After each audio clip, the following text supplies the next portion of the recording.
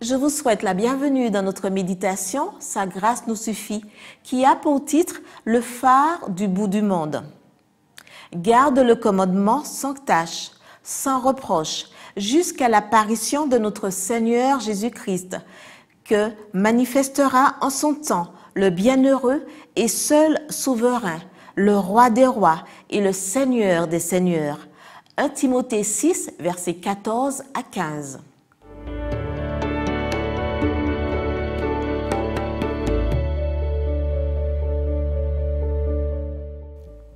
Paul invite Timothée à tenir son engagement libre de toute censure, sans faute et irréprochable pour attendre la glorieuse manifestation de la seconde venue de Jésus. Divers mots nous présentent l'avènement du Christ.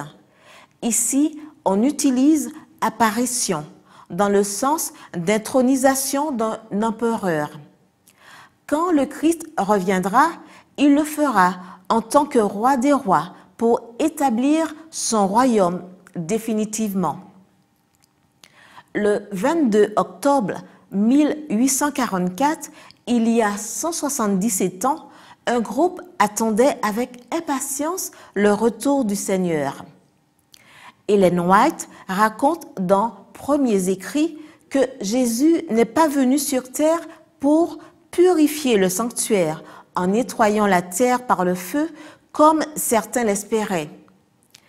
Leur calcul des périodes prophétiques était correct et Jésus est entré dans le lieu très saint pour purifier le sanctuaire à la fin des jours. L'erreur a été de ne pas comprendre ce qu'était le sanctuaire, ni la nature de sa purification. Jésus considérait avec la plus profonde compassion ceux qui avaient été déçus. Il leur a montré que cette terre n'était pas le sanctuaire et qu'ils devaient entrer dans le lieu très saint du sanctuaire céleste pour y faire l'expiation pour son peuple et pour recevoir le royaume de son Père, et qu'il reviendrait ensuite sur terre et les emmènerait vivre avec lui pour toujours. Le phare de San Juan del Salvamento, 1884, connu comme le phare du bout du monde, est situé à l'extrémité sud du continent américain et il est le premier dans les eaux australes. L'ajout de del Salvamento, du sauvetage qui veut dire, fut imposé lors de la construction du phare, afin de montrer son but, secourir et sauver les naufragés. Le phare du bout du monde n'est plus en service depuis le 1er octobre 1902, jour où le phare du Nouvel An a été allumé dans un endroit plus élevé et plus visible.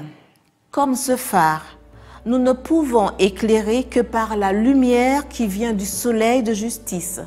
Et la raison de notre existence est de sauver les naufragés de cette mer de péché.